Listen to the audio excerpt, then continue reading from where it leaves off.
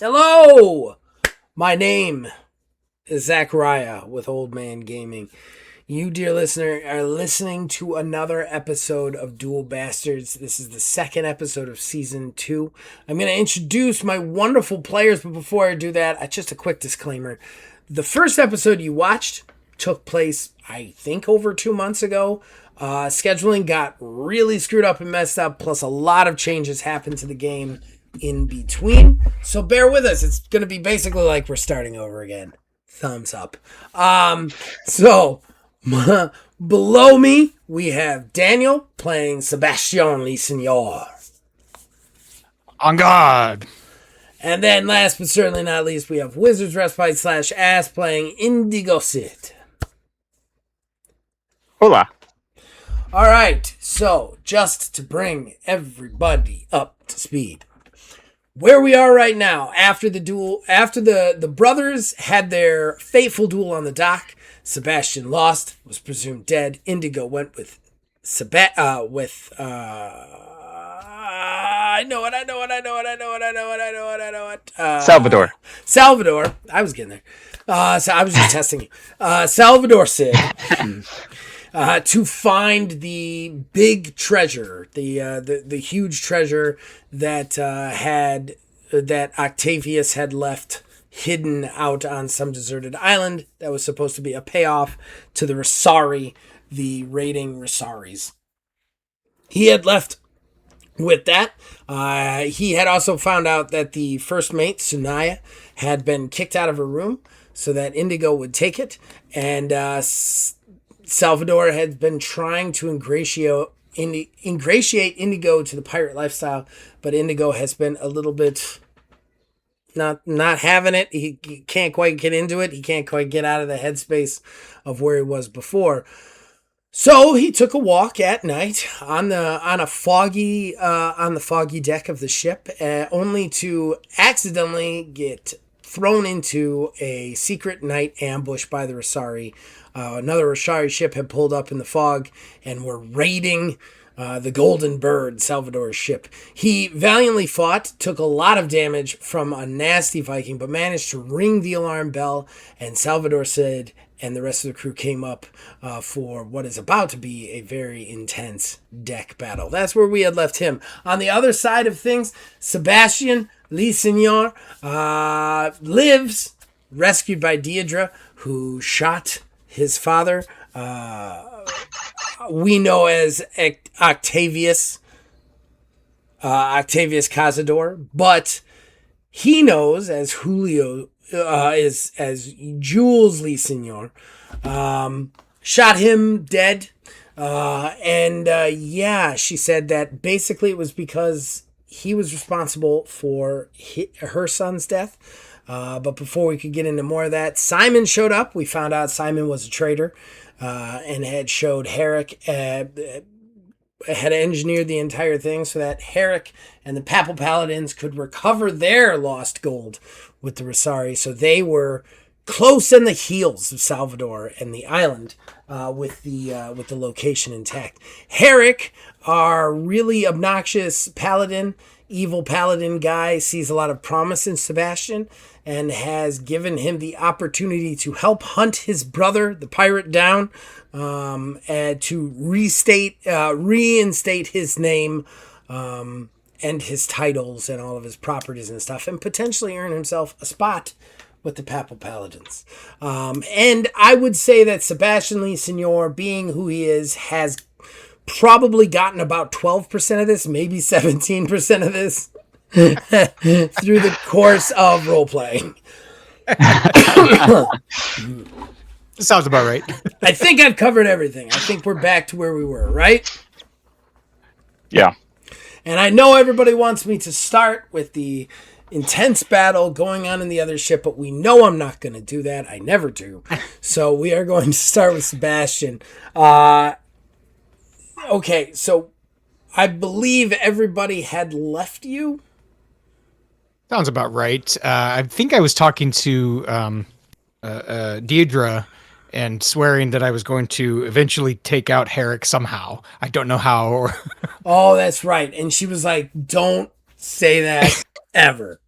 Ever. And I do remember that despite everything that happened, Sebastian still wants to save his brother. He actually wants to get to Indigo and redeem him, even though they fought nearly to the death on the docks.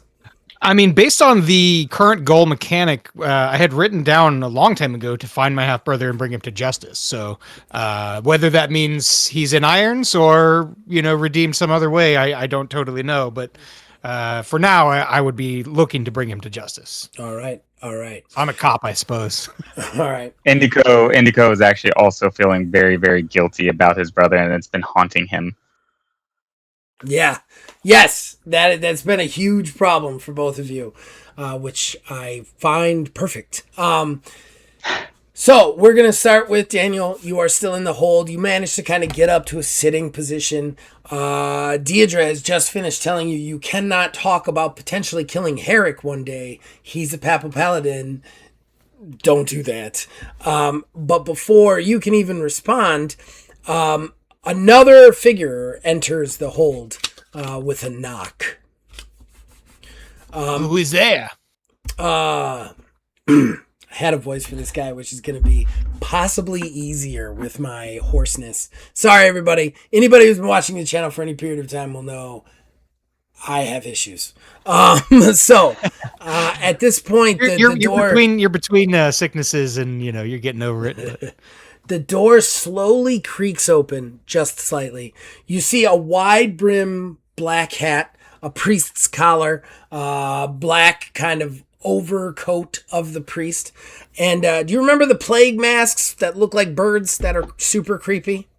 Yeah. You see kind of that. He has just the bottom half of it over his nose and mouth, and actually it goes up and around one side of his head, almost Phantom of the Opera style.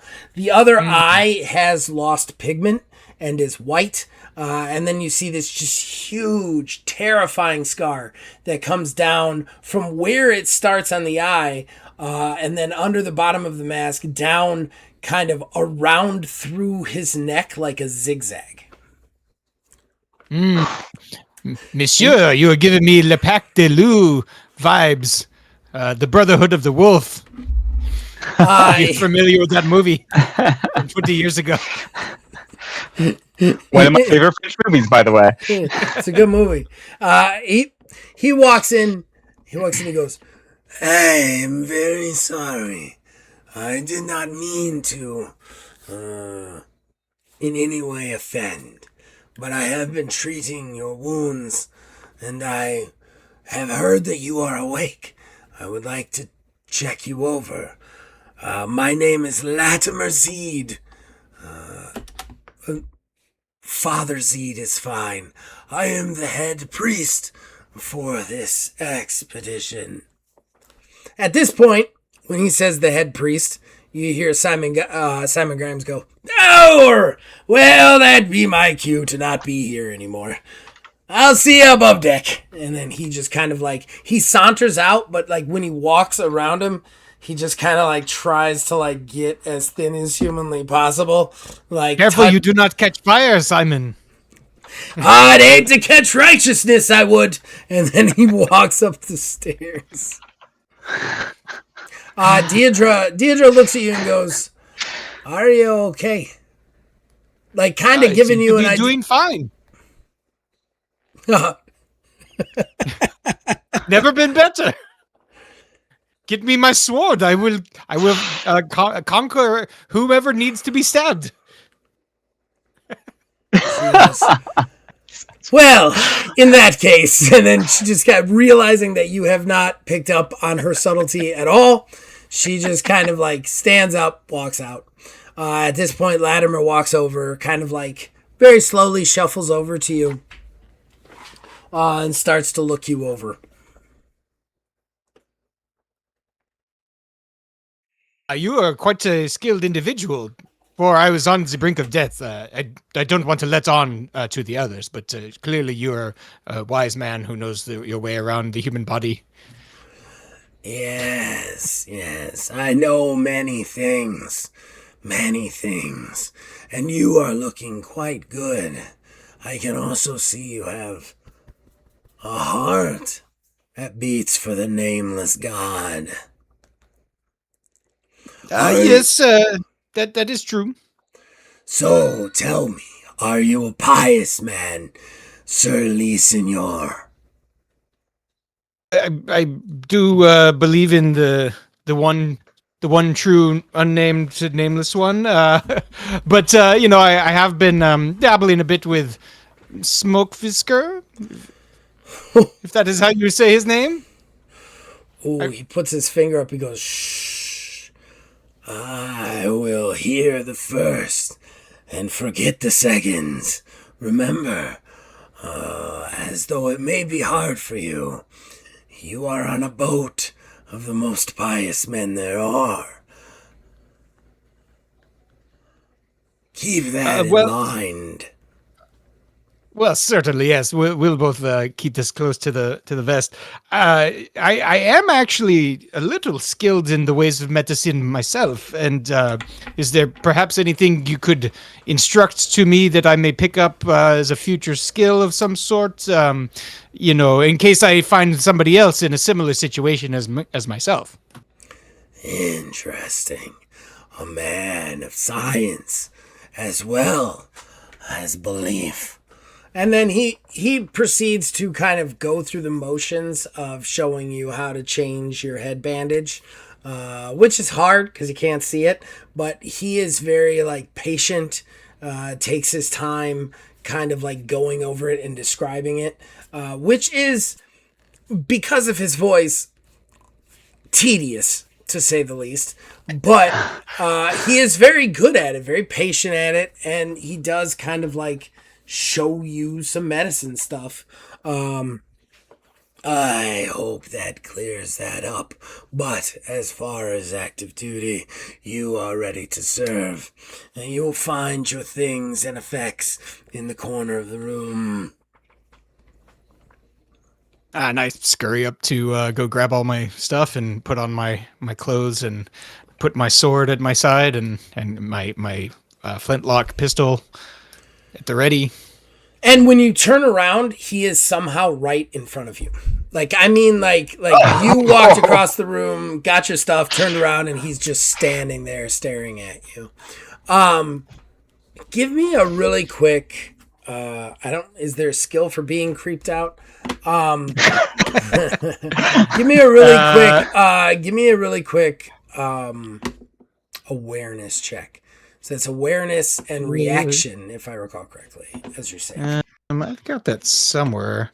Okay, so I will roll awareness and reaction.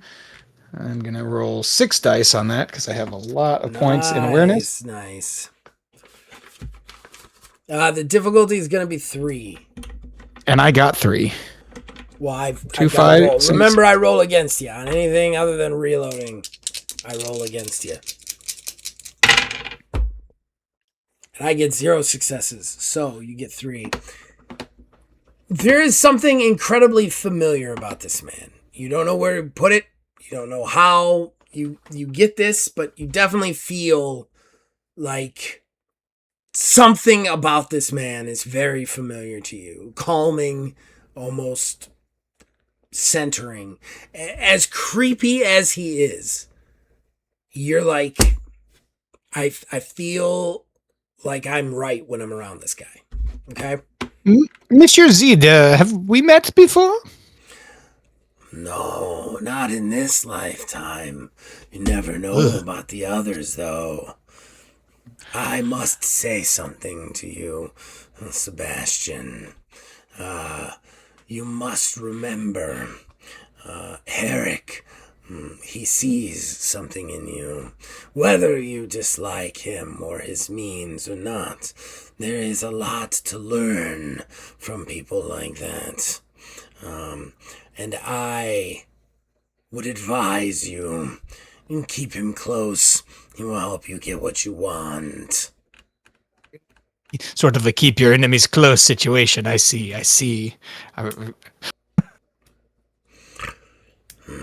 A wise man once said there are only enemies and only allies.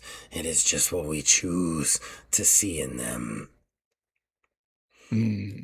I don't believe that, of course. I'm a pious man and go only by the beliefs of the good book of the nameless God. Well, clearly you are also a learned man of science as well, so I will take what you say with a grain of salt. Salt is a good spice. And then he just turns and starts to kind of like shuffle out. And as he shuffles out, he kind of like cocks his head in the most creepy way possible over his shoulder and goes, "Seek my confidence if you need anything else." I'll keep that in mind. And then he walks out. Well, at this point, I guess I need to maybe familiarize myself with the ship. Is there anybody I could go talk to like learn our heading or Yeah, I mean, you could definitely go get the lay of the land. Why don't you give me an awareness check? And remember, your stamina went down for one. It'll be 2 now because that's 2 rolls. Let's see. Awareness. Oh, same as before. Just for everybody out there, we have added a rule about stamina. Your stamina is what you can get accomplished without sleeping, and every skill check, combat check, and everything else, well, not combat checks, but combat situations, all go into pulling stamina from the characters. They will now have to keep track of that. And sorry, were you just saying that due to my recent condition that my stamina is lower than usual? No, your stamina is the same. Okay, you can gotcha. start with your maximum stamina, but you have just lost 1 from the first skill check and now a second one. Right. Okay, I should maybe Anything I'll put I ask you for, anything I ask you for is 1. Anything you ask for is 2, and then of course a versatility refresh in combat is 3. Okay, so I am going to, just for myself, make a little tally of that. Okay, so I got 2 successes for awareness to get. I crack open the door and I'm just like getting the lay of the land, seeing what's out there. Lay of the boat. Well, now I'm going to ask you for an awareness roll. So dock another stamina and knock it out. And in addition to that one I just did, actually, or I'm sorry, no, not in addition to that. What was the number you got on that? Sorry, my bad. 2.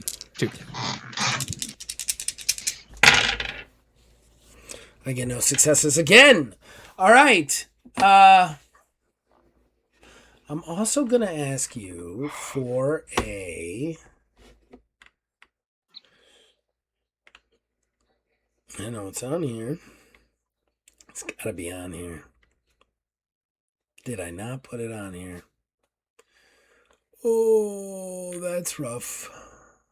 Oh, no, I did. Okay. I'm also going to need a shipwright / intelligence check. And this is, I believe, the specific specialization of Papal Paladin ships. I don't have that, so it would be just intelligence? In that case, it is just your intelligence save. All right. 2 1s. No successes there. Okay. All right. So it's a big ship. It's actually a 3-level ship. It definitely looks like it's made for a little bit more combat-y sort of stuff. This is definitely more of a flagship battleship sort of situation. As you're kind of walking out of the hold, you realize you were in one of the lower holds. They had probably put you in a cargo hold, not even really like room stuff, so like you were kind of in an empty big cargo hold sort of situation. When you get up to the second level, you realize that there's actually a whole nother row of enclosed guns on the second level, so like the mid level, and then when you get to the top, there's another row on either side. So either side of the boat has 6 guns, which is quite a few for this game. There are boats obviously that have more, and we don't subscribe to the real life pirates where they have like 120 guns on either side or anything insane like that. We got to keep it manageable here in our fantasy land. But yeah, there's 6 guns on either side, which is a good amount of firepower. bigger than anything you've been on. 3 of them on top deck, and then 3 of them below deck. There's also chase guns up front, like longer barrel chase guns, so that they can fire at like straight forward. I think in our backstory that I like, at least my headcanon for myself, which I guess is regular canon, is that I've never been on a ship at sea. I've been in a ship docked, but never. Yeah, this is maybe my first time at sea. Yeah. You're graduating, and you're going for that. But I do have a number of navigational, just theoretical skills. If it ever came to that. Okay, all right. So you know this to be a brigandine class ship, but other than that, you don't know like the specific model, the specific stats, because you obviously failed your shipwright roll. But you're like, it's in that brigantine sort of balanced class area. But that's a level 8 to 11 ship, which is a really big, nasty ship.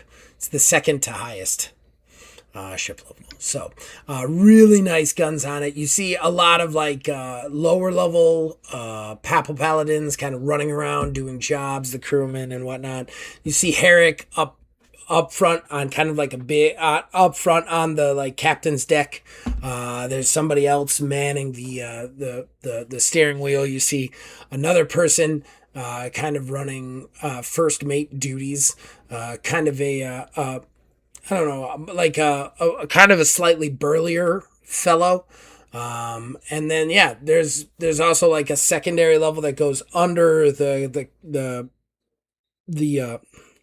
captain's deck, that you see some like doors and stuff, which probably leads to the captain's quarters and potentially any area where the navigator would be doing their work. I mean, I guess if it's not plainly obvious to me which one would be the navigation chamber, I'd like to make my way towards there or meet somebody along the way that I could be pointed where I'm trying to go. Okay. So you head towards the navigation chamber. Herrick doesn't really notice you or call you up. He is way too busy looking aloof at everything in front of him. But you manage to walk through the door, and sure enough, like to one side, there's kind of like a captain's quarters and probably a smaller first mate quarters. And then to the other side, kind of in almost like a nook, there's like a table and some maps and stuff like that. It's not really its own like room or anything. It's just as enclosed so that the maps don't get wet and stuff. You do see a woman sitting there that I'm going to have to name because I didn't realize you were immediately going to talk to the navigator of the ship. But we are going to name her Brigitte.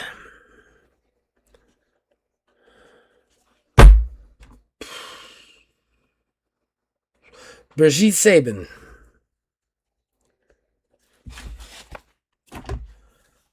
She's blonde, kind of blonde curly hair down to just above shoulder length. She looks like a seasoned sailor, but not too dirty like the other scallywags running around. She's supporting the paladin's coat, the white with the red cross.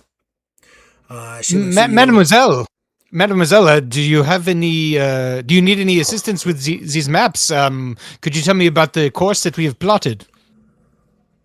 Oh, you must be the brother. What was your name? Le Signor? Yes, Sebastian, le Signor. The dishonored sword fighter from the festival. Dishonored? No, madame. Oh yes, definitely. I remember they canceled the fight and they threw you disservice. They threw you both out of your standings, I believe. Right? Yes. No. You are here to grovel to try and get your standing back in combat. You defeated your brother in combat? Is that how you got that head wound? Yes. Yeah, I mean, in the line of duty, sometimes you get a head wound. I don't know exactly where they all come from, but in the ritual combat against my brother, I of course was the victor.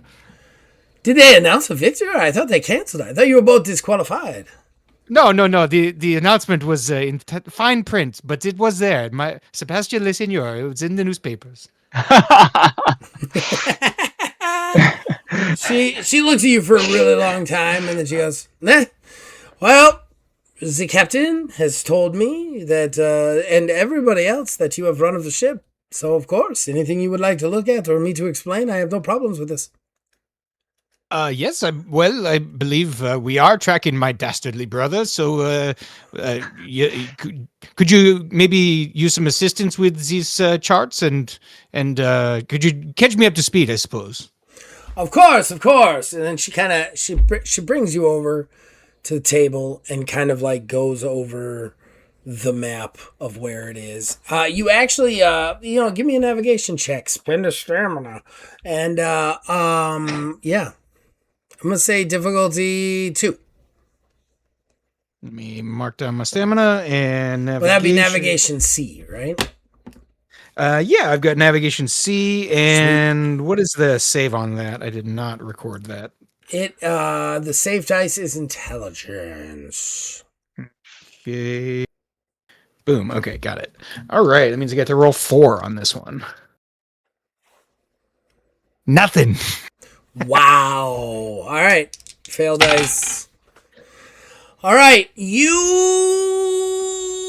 don't know what the hell you're looking at. It's weird. Like, you're like, I've trained for this. I'm ready for this. And then she puts a map in front of you and you're like, what are these numbers? I don't know. I've never seen them before in my life. It's just like, and she can see you're struggling, and she goes, hey, it is okay. Mademoiselle, I know theoretically what we are looking at, but this is exact region of the sea I'm not exactly familiar with. Could you tell me what this green circle of mass different from the blue means? That's good. Take 5. Take 5 for a cool moment. That's good. She goes, the green XP? Circle. Yeah, XP. The green circle is land. Ooh. Yes. I'm familiar with land. It's the she you can see she's almost like bothered a little bit that her countryman is being as stupid as this. Like, if you were somebody else, you could make fun of you, but you're not. She's like, all right, it is okay. You have been in the old, and you have also been a criminal. So I understand that you will need a little assistance. She starts to point it out. And one of the reasons that you didn't recognize this right away is this is a really northern and eastern part of the ocean. So it's much more up towards the islands, the Rosari Islands, and between the Rosari Islands and the Boscovich, the kind of, I cannot remember what it's called because I don't have my map in front of me like an idiot, but the Boscovich Tsars operate on a continent, and I don't remember what it's called. So like up in that kind of area. So it's very northernly waters and easternly waters, which is not something you guys really go into much. These are Rosari territories. By the way. What? I love this girl. She just got invented. Find a way, Daniel. Don't let her go. She's too funny. Yes. I see. I know a little bit of the Rosari's civilization, but not so much the actual like lay of the land. Once we get to, should we find ourselves in a city, I would be able to tell you like kind of how where they position their like sewer aqueducts versus their streets. You know, I know sort of that type of skills, but. This exact geography I'm a little fuzzy on. She stares at you for a really long time. Like uncomfortable amount of time. And then she goes, yes, well, if I ever need to know where the aqueducts of the murderous Rosari are located in the cities that I have never been to, nor would I go to for fear of being murdered, I will find you immediately. But until then, and then she kind of it's a very important thing that, if this is not addressed, then waste can pile up and the city can fall. Yes, the ways of the murderers raiding Rosari. That's fine. Until then, and then she points to this big red circle on the map, and there's no island there. She goes, the coordinates we received from your very trustworthy looking compatriot was here. That this is where the island is, where we lost the ship, the original ship. Oh well, then we must go. That seems only logical. That's what we are doing. This is the flagship, which I didn't name. Really unprepared. I don't know why I'm so unprepared. I've had frickin' weeks to do this. We're going to call this the Vindication. This is the Vindication, Herrick's personal battleship. And then the two other ships we have with us are cargo ships. Stripped down and ready to haul as much back as we can. Give me a knowledge check, intelligence. Spend a stamina when she says that. And then I gotta switch over to wits. Straight this conversation has pulled me in. I've been entertained plenty by this conversation. Just the straight intelligence save. I got one success. And so you don't have any knowledge? Oh wait, is there knowledge? Yeah, I don't think there's knowledge here. I think I'm thinking wrong. It would be lore. It would be a lore. No, I don't have anything like that. All right, rolling. I got no successes, so you managed to pass. There's not a lot you know about this shifty dealing. Obviously, you got most of the information from Deirdre and Simon, and really you were more concerned with licking mushrooms back then. So, but one thing pops into Sebastian's head. This whole thing was supposed to be a bribe for the Rosari to stop invading Lamon Marin and the rest of the Centralis continent. So why are they bringing the gold back? Like, why are they there to bring the gold back instead of give it to the Rosari to pay them to stop attacking us? Yes, not everything about this adds up. Do you say that out loud, or? Yeah, sure. She looks at you and goes, no. The circle on the map, there's no math in this. No math. The circle is where we're going. That's the island. That's the coordinates we received. I mean, there might not be an island there. He's your friend, but there's no math involved in this. There's no adding or subtracting. Well, there's lots of numbers. The coordinates are numbers, and sometimes you add them, and sometimes you subtract. There's a lot to be done with the numbers. I mean, it's more like you look at the number on the bottom, and you look at the number on the side. My accent. I'm losing my accent. Then you compare those numbers, and that's where you go. It's not. I don't subtract. It's okay. It's all right. It's all right. You're a good sword fighter, I am sure. Ah, yes. Surely I am the best. None have defeated me. All right. As soon as he says that, we switch back to the one man who's defeated him. Indigo. Oh. Okay, I have to get serious now because I'm about to die. You are about to die. You're about to be the first person to participate in mass combat. Which is a new system that is in place. Because I like to make new systems. Okay. So, here's what you have to do. So, the crewmen see the Rosari are on deck. There's a moment, then a scream, then a charge. Everybody runs into each other. Swords, axes, screams, battle. That being said, you have to decide. I want to make sure I do this right because I've never done it before. It's commanding the battle, so they win. Once the leaders are decided, you're not a leader on either side, I would assume. You must keep certain battles. 10 point. Decide initial victory points. I know that. Oh, the initial victory points. Okay. All right. Let me write that down.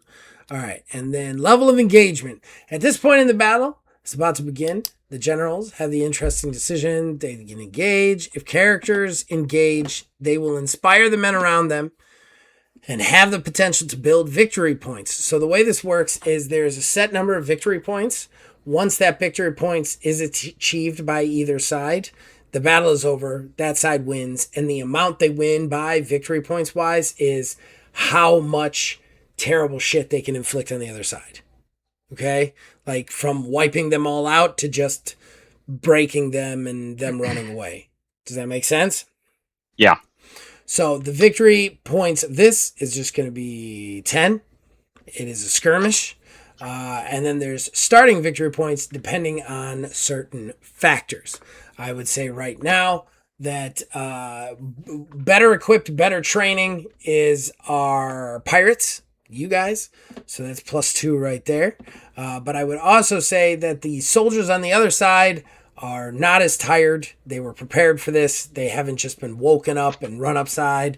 This is, in fact, an attack. So we're going to say they have a +1.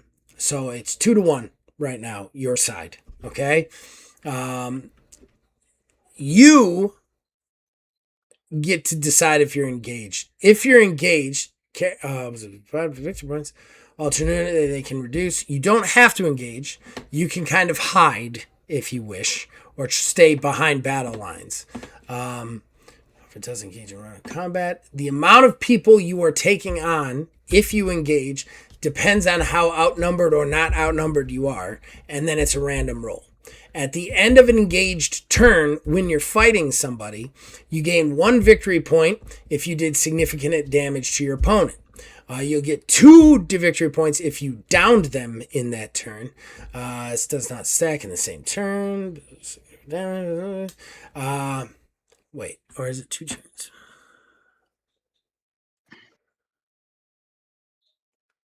Yeah, no, it's 1.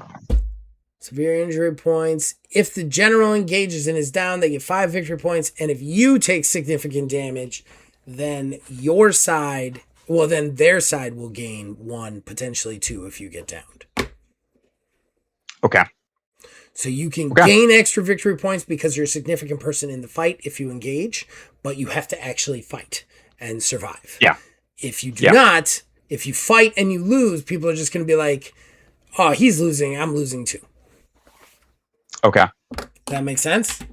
Perfect sense, yep. All right, and we were at... I'm going to do this fair and square and just see how it comes out. I can't use that. As scrap paper? It's just scrap paper. All right, so you guys started at +2. They start at a 1. I'm going to say they have slightly less leadership than you guys. 4. And then it would be Sunaya. 6. Okay. All right. So what are you doing in this turn? I'm definitely engaging.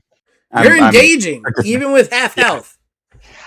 There's no way my character would not. I mean, he's in the middle of it. Everybody's attacking his uncle. Yeah. All right. So, you guys, there is no outnumbering, so we got to see what your percentage would be. I actually need percentile dice, and I didn't grab percentile dice, which is stupid on me.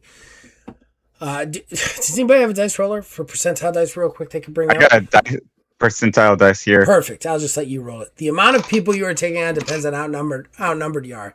If the forces are just barely off-numbered, then they will have a 50% chance to not fight anyone, or that they can 2-on-1 an enemy.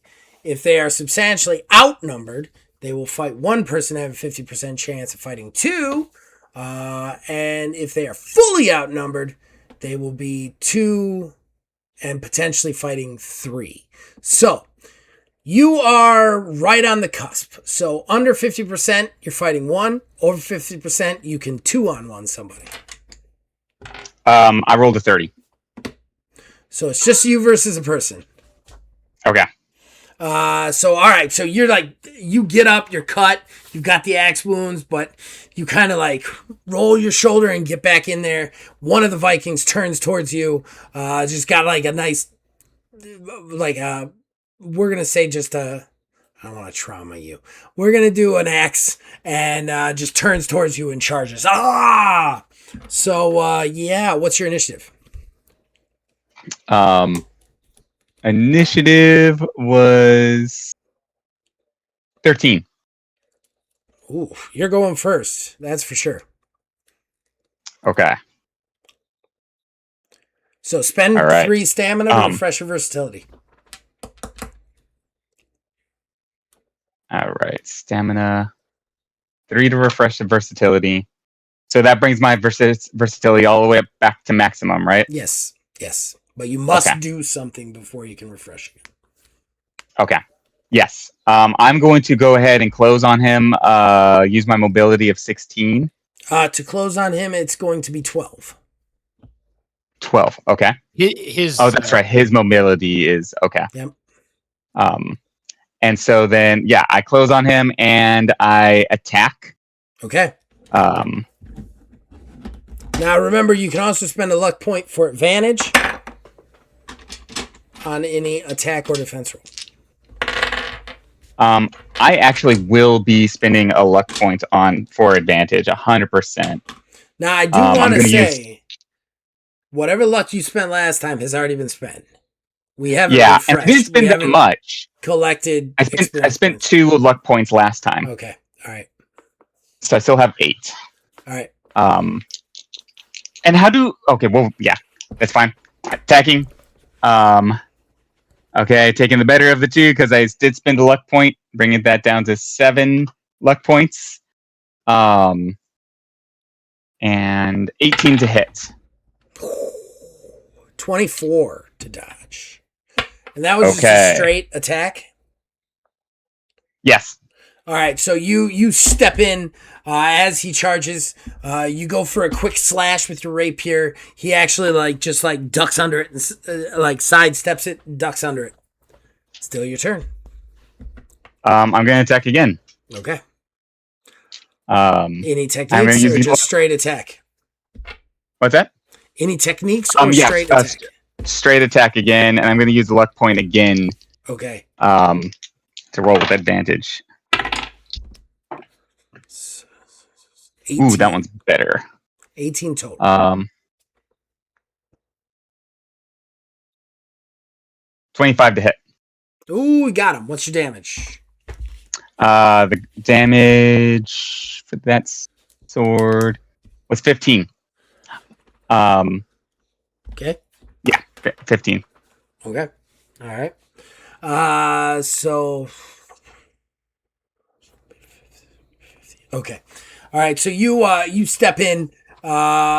He dodges. You come up with a slash on the other one. He again tries to dodge. Doesn't get there in time. You manage to get a little cut across his chest. Okay. I'm going to roll again. He takes a wound, right? As well? Yes, he does. Yep. I do inflict a wound. I'm going to roll again. Okay. I still have versatility to spend before this. So this time I'm not using a luck points. And I got a 15 plus my 8. This is 9. Actually, it's 9. I've been rolling. I thought it would be 8. Cheating myself. Attack was 9. Defense was 8. Because I got the +1 to the sword. Oh, so your reaction is 8? Reaction was 7. Plus my PDM was 8. Oh, that I was already adding. Okay, so I wasn't cheating myself. You're using your damage instead of your react. Yeah, so I gotcha.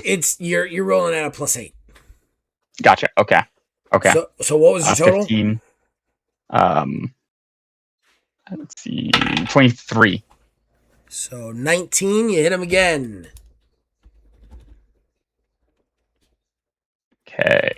All right, he staggers slightly with that, and you step in with another slash, and this one connects a little bit deeper, kind of opening an X across his chest, kind of like a big plus. You get a good amount of blood from there.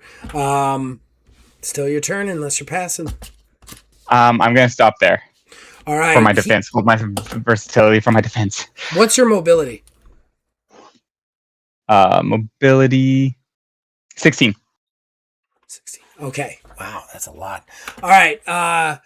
That second slash, as soon as you hit that second slash, you kind of pull the blade up to get ready. But as you're pulling the blade up to get ready, he is already charging in. Like a wrestler no-selling a chop, he just and comes in. He tries to kind of like clothesline you with the sword blade, basically. Okay. Or the axe blade. He only rolls a 12 to hit you. I actually rolled a natural 20. Okay. So that's critical dodge. My defense. Yeah. Yeah, I know. It's 27.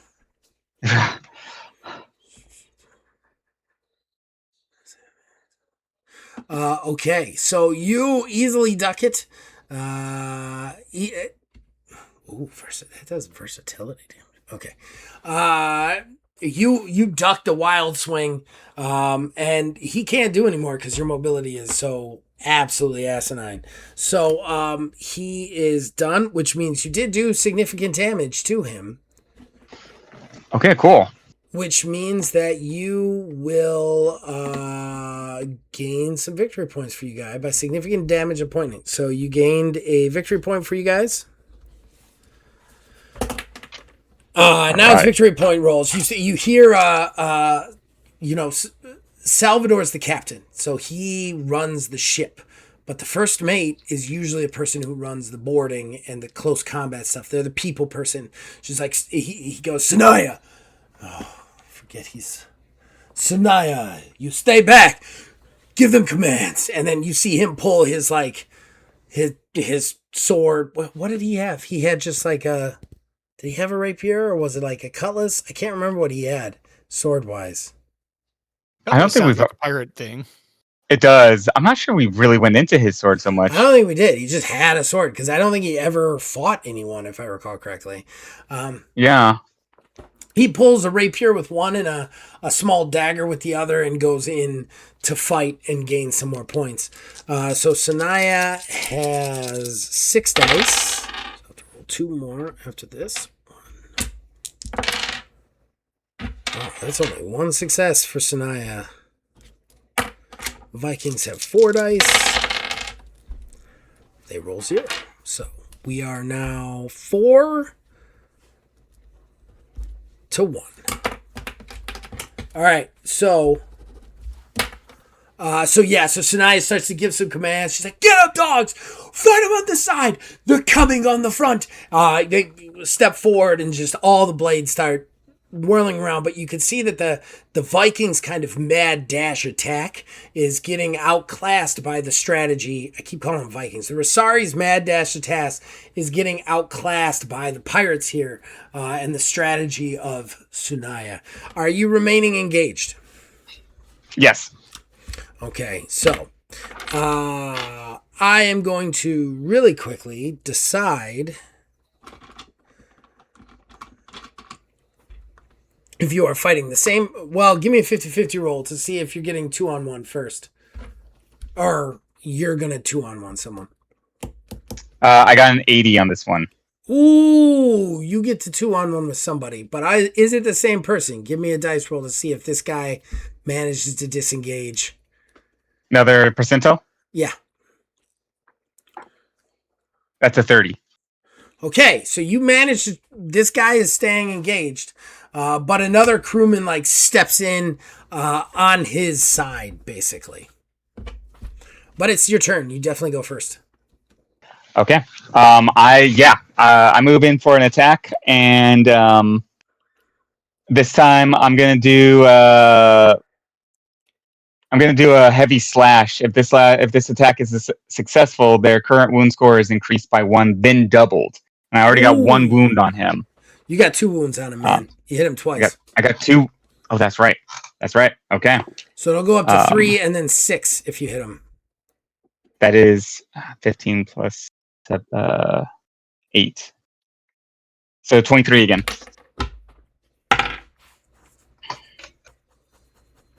Ooh, 22. Yeah, you got him just barely. All right, so he misses with the clothesline, then tries to come back at you. You parry, spin it around, and then just take this huge wounding slash. Like, you managed to connect with that plus you already drew on his chest, and then you managed to just kind of open it up with a quick serpentine zigzag, and just like blood kind of almost like pours from his chest now. So that puts him up to 6 wounds. What is it? Just normal damage in addition to that? Yes. And the damage, just looked at this, was 15. 15, yeah. And my versatility, I went ahead and took another 3 stamina down to reset my versatility. Okay. So my versatility went back to 56. Okay. You can see that this wound is just pouring out of him. He's like stepping back slightly, kind of falling away. He's still alive? Oh, he's still alive, but not for long. I'm going to move in again and attack again. Okay.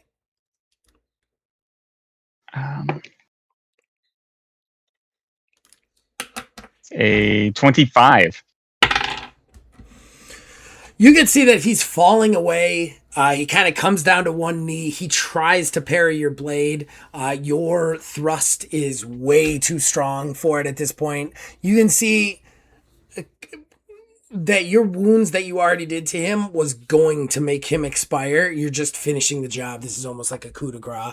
And you end up connecting like right to his solar plexus, blade-wise, running him through. You see him kind of like choke for a second. You see the rage and anger in his eyes, and then just blood kind of curdles over his teeth and his lower lip, and then down his face, before you pull the blade out and he falls backwards to the death. So that gets you 2 victory points for your team.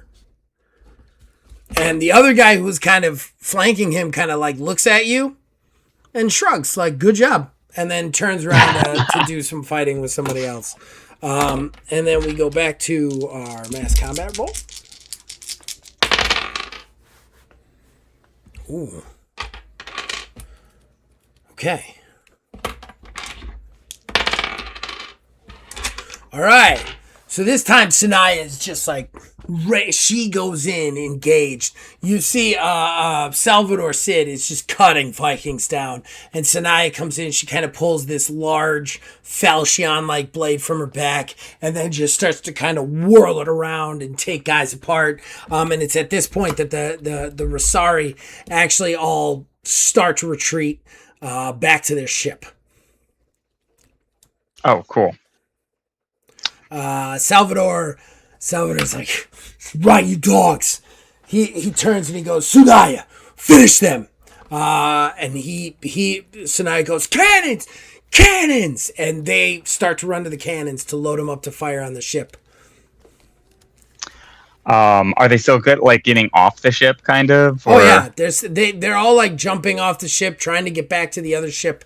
So the fog has cleared a little bit. You can see that the sun is kind of breaking the horizon, so we're getting that kind of hazy twilight almost. And you can see that the ship wasn't like latched to your ship. They kind of sailed it up to close position and then literally swam over to murder you guys in your sleep. Like, they didn't even want to, like, take the risk of, like, boarding grappling hooks and stuff. They thought they had you guys dead to rights because of the fog. Yeah, I guess I'll run over to the side of the ship where they're running off and just, be gone, you dogs! Shout after them. You can shout after them. The other pirates are loading cannons. Can I help them load cannons? I don't have cannon as a skill or anything. You definitely can. Okay. Yeah, you kind of get over there. You start to kind of help them. Actually, give me a conditioning roll because I believe you're bleeding. Yes. And Yes, I am. You did 2 rounds, which I'm pretty sure you took wound damage last time. So you would have taken more damage from wounds. Okay. Damage. Yeah, okay. And so conditioning, is that the skill? Because I don't have that one. Right? Bolster. So yeah, it's one of the sub attributes. Yeah, it would be a skill. There's conditioning, constitution, resolve. Mental, poison, physical running, and stuff. So this would be conditioning. Okay. I don't have conditioning as a skill, so that's just going to be save. endurance. My endurance is not great. I got a 4 with my 1 endurance dice from my save. So no successes. You definitely fail this. You're actually, the pain in the axe wounds in your chest are really starting to like affect you. You realize you've bled through most of your shirt. You actually kind of drop to one knee in pain. Like the adrenaline wears off a little bit. You can see the other pirates are like laughing and giggling as they shoot the Rosari while they're swimming back to the boats. And then you hear the cannons, boom, boom, boom, boom, boom. And then boom, boom, boom. The Rosari boat explodes into 3 great plumes of fire before Tsunaya goes, "Don't even give them a second chance. Reload. Fire again. Don't stop firing till they're at the bottom of the drink." And then they start to reload again as more pirates get shot and killed. Okay. I'm gonna. Yeah. There's not much I can do right now, is there? I'm pretty much. You're pretty hurt. You're hurting pretty bad. I might start to. Now that the danger's up, start to make my way back to the doctor. Give me an awareness check. All right, awareness. And both of those were stamina, by the way. I had a question when figuring that out. How many days behind his ship is my ship? Or would I not know that? You do not know. Okay. And reaction. Okay, I'm pretty good at that now. But rolling like shit is still rolling like shit. I got 2 2s, 2 1s, and a 4. We're all DMs here. We're not immune to bad rolls. A knife. Nope, not at all. A knife comes to your throat, and you are pulled back against yourself. You hear a very gruff-sounding female voice speaking to you, and just goes, would she? I think she would, actually. At first, she speaks Arf, and just, and then almost like there is this quick realization of it, and then she goes, "No, call him back. Call the dogs back."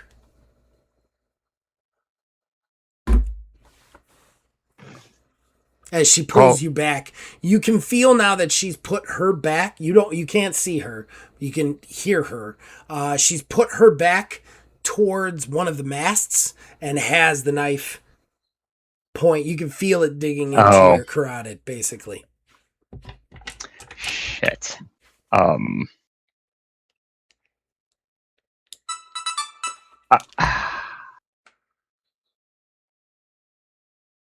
Milady, you have no hope. Drop the dagger from my throat, and you may have a chance. But as you are now, we have you outnumbered. Drop it. She snarls. I have you. Sorry, my voice is too much of a snarl there. I have you. I know your people. You're soft-willed. They will put down their blades for you.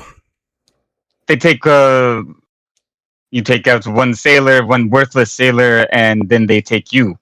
You spare my life, and maybe I help you. I make sure that you are hostage and treated well. The dagger digs into your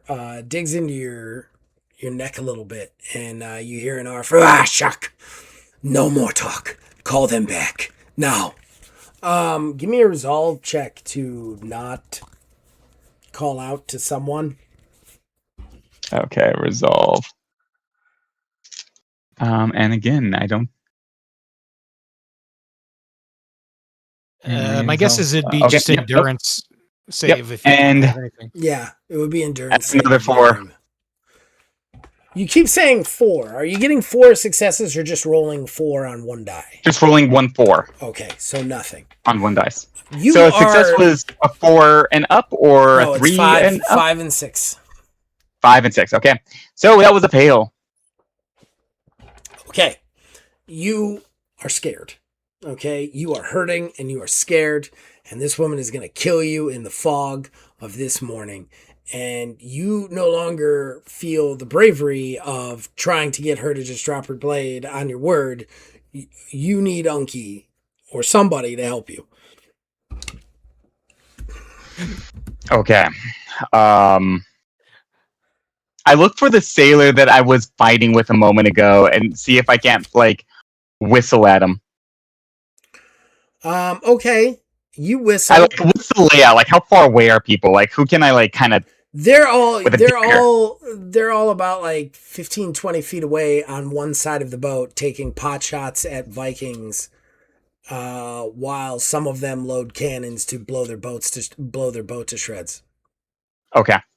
Yeah, I guess I'm gonna let out a real loud sailor's whistle across the deck. Hey. Okay. At this point, so you don't say stop or anything like that. To her, or just in general? That's what she said. Say call them off, and you don't do that.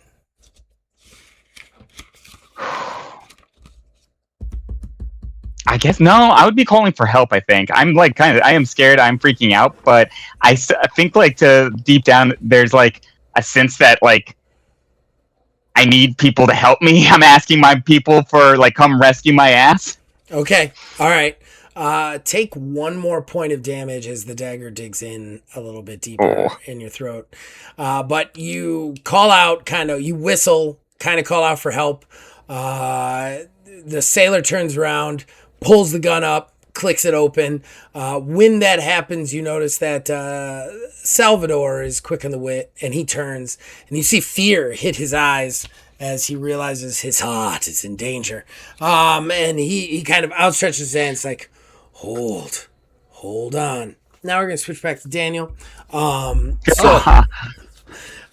Daniel, where were we? So I was assisting the navigator, and I recalled that I had an actual navigation skill. That's a active technique. It helps. It's called Perfect Route. Any sea trip will take 1 less day to undertake as long as this character plots the course. So, I'm hoping there's maybe like a window I can like duck my head out of and kind of like see there's a storm on the horizon and maybe say, let's go around that and maybe get, in the mix a little bit faster. And that's what I was asking. If we're only 1 day behind, we may even be there. Is that an active technique? It's an active technique, yes. Sweet. Okay, so you actually point at the maps. Now that you've realized where it is, and you're done looking like an absolute imbecile to her, you're like, well, I just want to point out, and you kind of point out where the winds would be coming in from and how the route would kind of be better from this. And she actually looks at it for a second, and then she looks at you, and it's, again, an uncomfortably long stare.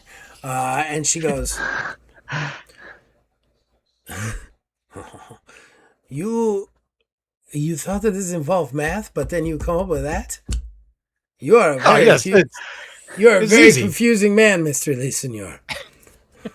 It's very easy, you just you just size it up and you get a good picture of a whole thing of what's going on. She goes, I am not sure whether you are a genius or... And then she looks at you, and for a minute, anybody else, other than probably Sebastian, would realize that she was about to say a genius or an idiot. But she stops herself because you're you, and she goes, or Not a genius. It's quite obvious it's genius only. There's no other explanation. Well, in this case, I am inclined to agree with you.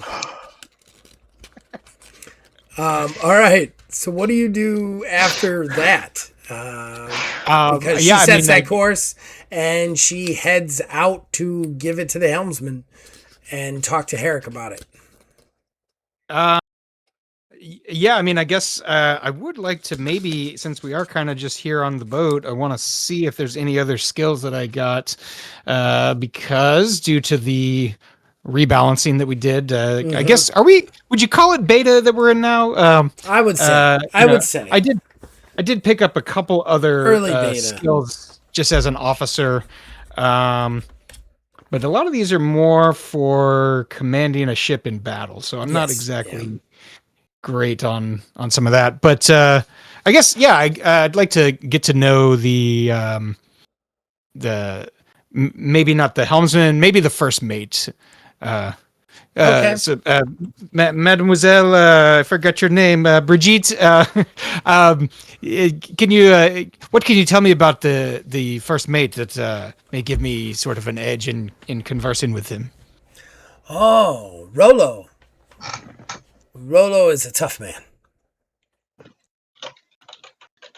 Tough man.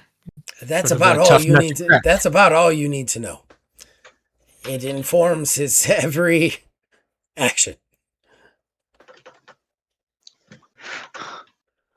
Good to know. And I'll flag down Rollo. Rollo, my good man. You're the first mate. Clearly, you're a man of import on this ship. Rollo is like ordering some people around. Rollo is big. Rollo is like 6'6". He's like pure muscle. Just a fellow. He turns around. He's got the Papa Paladin coat, but he's cut the sleeves off so that you can see his arms. That kind of guy. And Rollo looks over at you and goes, "Boy, you're the Lee Senor one from the cargo hold." Yes, that is me, and I will trust that you shall take my expertise with the ships and the sailing into advisement when you make decisions about everything about the ship. And I mean, really, you may actually report to me as far as I'm concerned. Oh, I need to. Give me awareness reaction. Difficulty is like 1 because it is very clear to see that you have not made him happy with your words. So I'm doing pretty good with awareness. I've got those. I hope so. All right. My brother gets into so much trouble when I'm not there. I was about to say. I got 0 of 6 successes. Oh no, man. All right, well, let me tell you what you should be aware of, but your character is not. The sky itself seems to darken around the two of you as his eyes narrow as he looks down on you, and then he leans in and he's like, "What'd you just say to me?" You're the first mate, and I am the 0 mate, the one before you.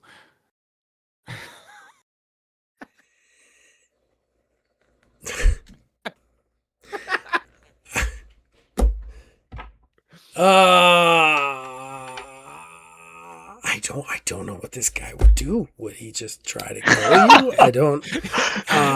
It's so stupid. Maybe slap the shit out of him. Yeah, he looks at you real long and he goes, "I don't know what Eric told you, and I don't know what anyone else told you, but to me, you're a bastard, a sad little man from a dad who never really loved him, who couldn't get it up in his most important day of life. So as far as I'm concerned, you should keep yourself far away from Rolo. And just so you understand, Rolo's me. Now, I'm not going to ask you if you understand, but I will say this. If you don't understand, I'm going to make it very clear to you. And then he just like leans back and he turns around and continues to go. And I will say this. You see the other guys who he was talking to like staring at you wide-eyed until he turns around, and then they just... I guess my only recourse is to just become that gif of the blinky man going.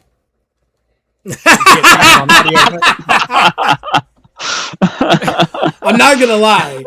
With a full unawareness of what you just said to the scariest dude on the ship, I feel like it was 50-50. Like, would this guy just straight up like just attack him? I don't know. But Sebastian is wonderful in his ignorance in so many ways. All right. Herrick kind of walks over to you at this point, and he goes, "Ah, I see you are getting to know our men. Good." Yes, they have all been quite pleasant. He looks at you and looks at Rolo and goes, "Rolo? Pleasant? I don't know about that." And then Rolo kind of looks at him and just like grits his teeth. And Herrick goes, "Come, Sebastian. Let us go to the captain's deck and talk." Oh, okay, of course. "I see great potential in you, Sebastian. You are a pious man, and you seek justice even when all of the relatives around you do not."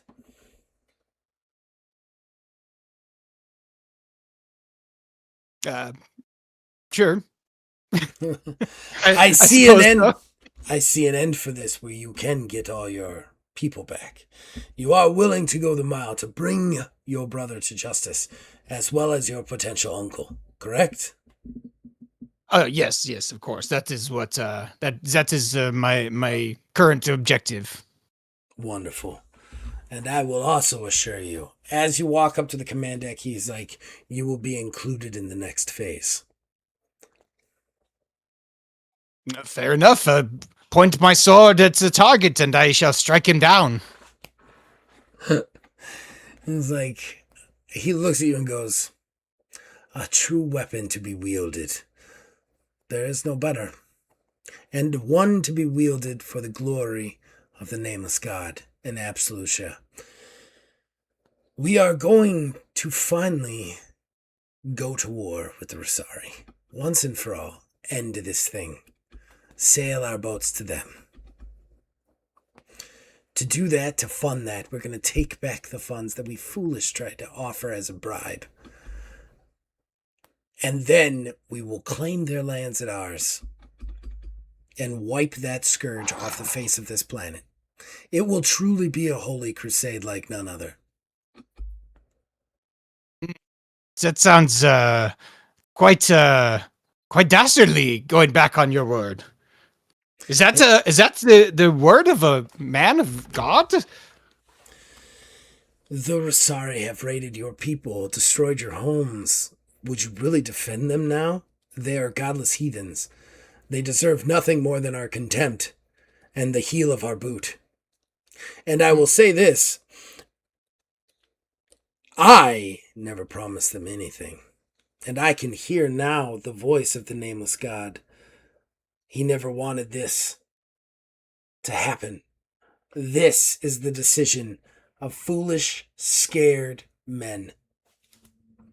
And that is why this ship was doomed to crash and be lost until now. It is also why the righteous man," and he touches himself, "has been able to find it and will bring it back where it belongs." Sebastian's gonna mutter under his breath to where that Herrick cannot hear. He's gonna say, So they think I'm the bastard, but This may be someone else. He grips your shoulder and just goes, we will get justice. Not just justice for us, but justice for everybody who has ever suffered at the hands of the Rosari. And we will spread the name Absolutia far and wide. Stay with me, youngless senor. For now, I shall.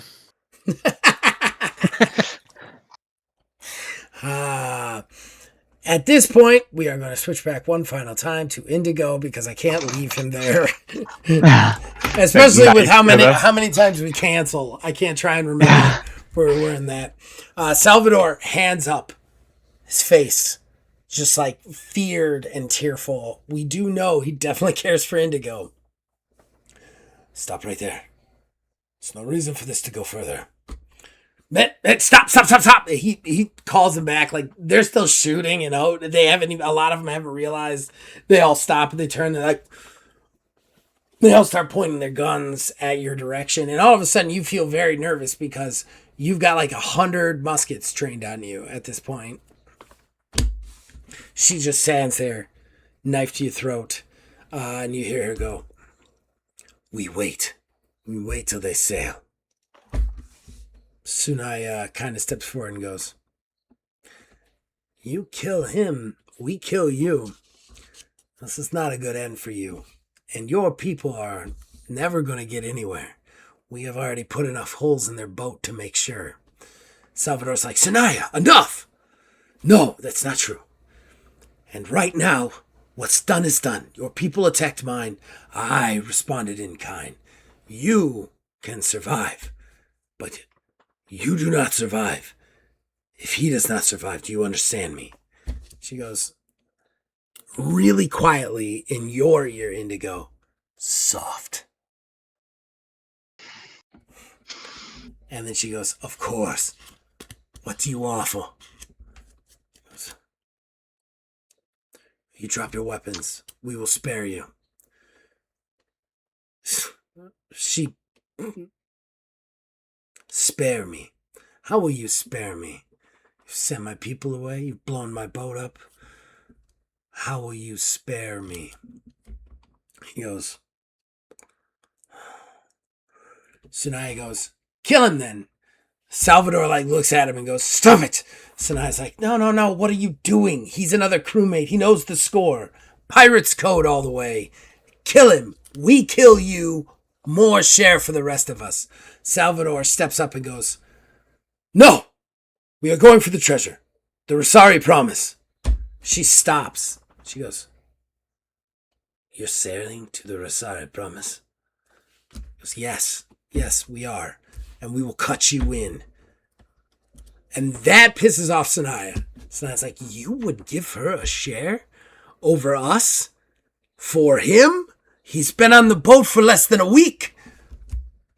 Salvador turns and backhands her. Crisply, with a snap to the side of her face. She kind of staggers slightly and looks at him with rage.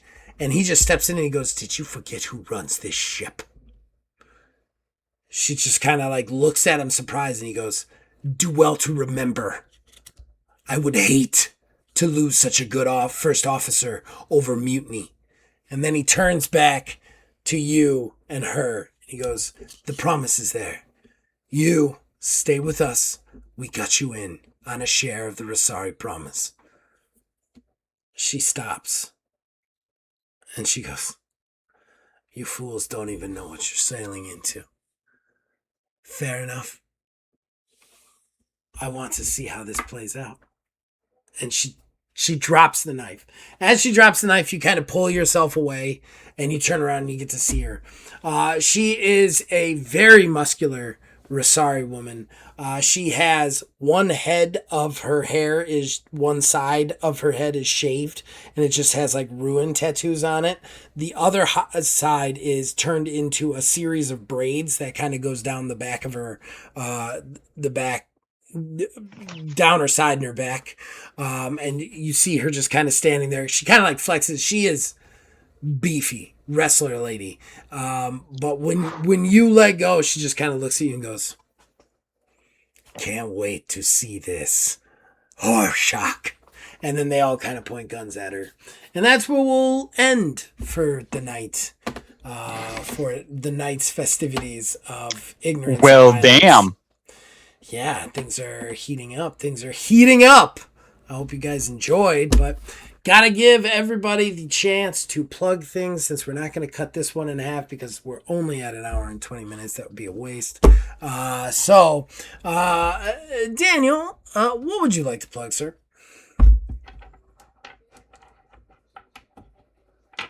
Daniel, we can't hear you. You are muted. I'm muted because there's a dog barking. Hello. So yes, usually I plug the podcast stuff that I work on, and that's usually at Maximum Utcast, is the main show that I work on. But I am actually branching into a little bit of video game reviewing, in terms of like a written review. There was a game that came out about a year and a half ago called Tactical Breach Wizards. It's sort of an XCOM like with wizards. And I just finished it up, and I'm like, I gotta review this game. It was great. And I've written it up. My editor is telling me to do some revisions. She's like, you got a little bit of tweaking to do. So she, it's a little wordy. So she's like, trim out some of the words. So that'll be up definitely by the time this episode is up. So, but if you're curious what I thought of Tactical Breach Wizards, head over to MaximumUtmost.com and look on that site for that. Wizards Respite! What would you like to plug? As always, wizardsrespite.com, website all dedicated to all things TTRPG, fantasy, and the like. This episode and all of the episodes that we do here that are RPG related will be on that website. You can check it out there. Also, go and find t-shirts, merch that are RPG related. And that's my big plug for today. For me, I do want to really quickly plug. This will be extremely old by the time this goes out, but Daniel had me on one of his podcasts, on the Currently Playing podcast. It was extremely fun. I don't know how he edited it to make me sound like I was coherent and concise, but he did. It's great. I had a lot of fun doing it. I talked about way too many games in a show where I'm supposed to be talking about one. That happens every time. And I feel like, especially with video games or every media, if you're talking about one thing, you have to kind of talk about them in relation to others. Yeah. So it's like it's tough. It shows that you're well-rounded and well-versed as well. So, it's great. I try to be. As far as me, check out everything this channel has to offer. We both do video games and TTRPG stuff. We have a podcast for TTRPGs with Wizards Respite. We have video game podcast I do with Neil. We do Let's Plays of Baldur's Gate and Absalom and Streets of Retro. We also do a ton of actual plays. Right now, when this is coming out, you will probably be able to check out this Duel Bastard Season 2. Go back and listen to Season 1. We are also on our third hunt of Ordo Scriptorium, which I am running and has been a real up and down sort of situation as the time of this recording. So check all that out. And as long as you guys keep watching this, and we'll keep making them. We'll see you guys next time. See ya. Bye.